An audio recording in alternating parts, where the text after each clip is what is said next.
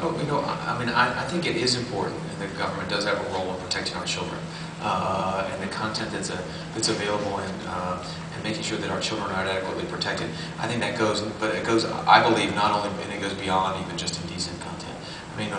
So I don't have a problem with the steps we've taken to try to enforce our rules on indecency. Actually, the Supreme Court will be issuing their decision soon on the commission, some of its indecency rules. I think you should put it in context that even in the cases before the Supreme Court now, we said that there was certain language that was used, so there were certain words that were used that were contained in George Carlin's monologue years ago that said the 7 dirty words you can't say on television, and he used some of those words. The words that we said were indecent are the same, or some of the same language. It's the same language that was used before. So it's not anything, I don't think, in that sense new. But to the extent that the Supreme Court rules on that, but when they do, I think it's important for people to remember that actually the Commission didn't even fine anybody for it.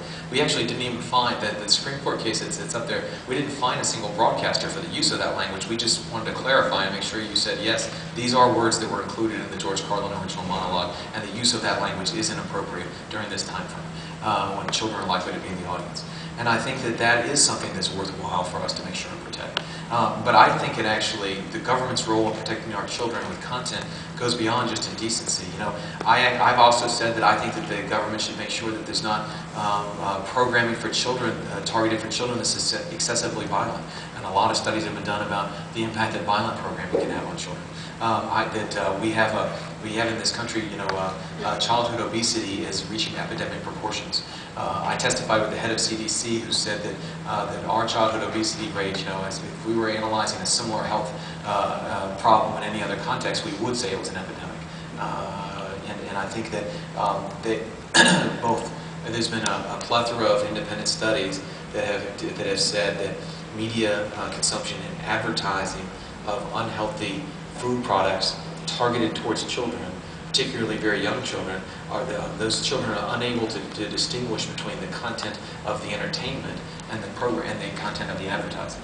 And children under 6 are very susceptible to that kind of advertising, and that when we have people that are trying to target our children with that kind of an advertising that has a big impact and can have a big impact on their health.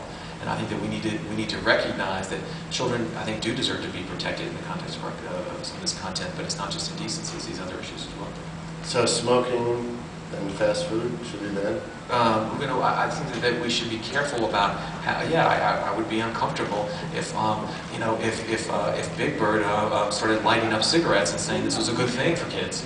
And I think that is something that we need to make sure and recognize the impact that can have on our children, and make sure that the ones who are most susceptible to that are not put in danger.